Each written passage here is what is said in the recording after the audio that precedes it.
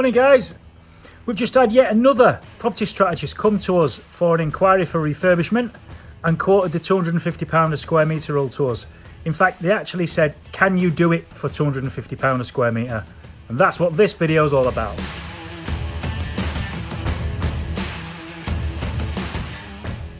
Okay, so is there a place for the £250 a square metre rule? Yes, there is, but not for pricing up work. So this is great for project review, for working out an average performance of your projects, things like that, not for pricing up work, okay?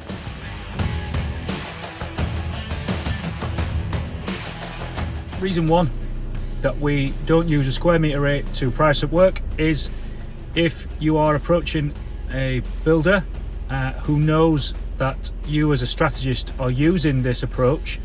He knows that, I'm going to use an example of a 100 square metre house.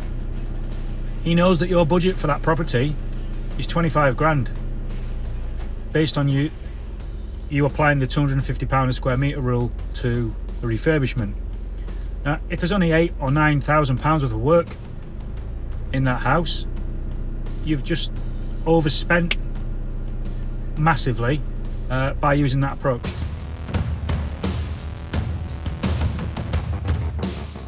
Reason two, what does £250 a square metre buy you?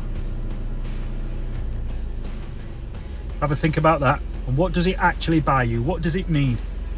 So £250 a square metre, does that plaster your ceilings? Does it plaster the walls? Does it get you a rewire? Does it get your boiler? Does it get your windows, gardens? Does it get any flagging, any paving, any pointing, chimneys done, roofs done? Does it include all that? Ask yourself that question.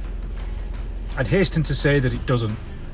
£250 a square metre means nothing. It doesn't mean anything.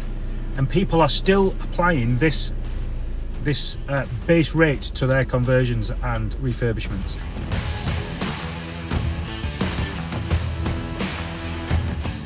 Reason three is it's fucking lazy.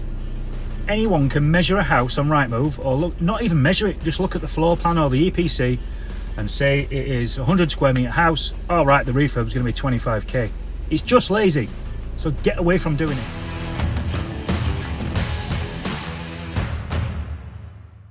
Okay, reason four is more of a point than a reason. So I've had this conversation with people that have done very experienced, have done a number of developments, and they tell me that this rate works.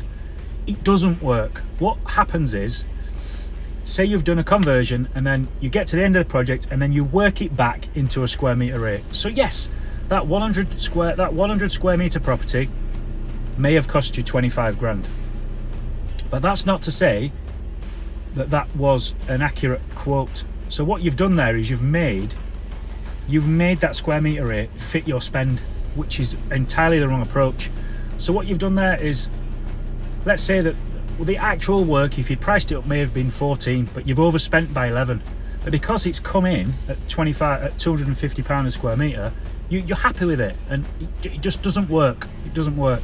So what it also does is the more properties that you do, the more you can make that average work. So let's say you've done 10 developments, or just for ease of figures, you've done 10 developments, all at 100 square metres each, and they've all come in at, some have come in at £160 a square metre, and some have come in at 340. But across the board, it's come in at £250 a square metre.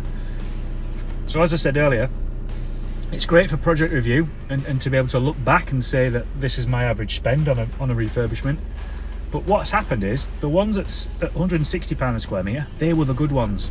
And the ones that were at 340, you've either overspent or under-egged the cost of the development. So the more projects you do, the easier it is for you to justify the £250 a square metre rate works.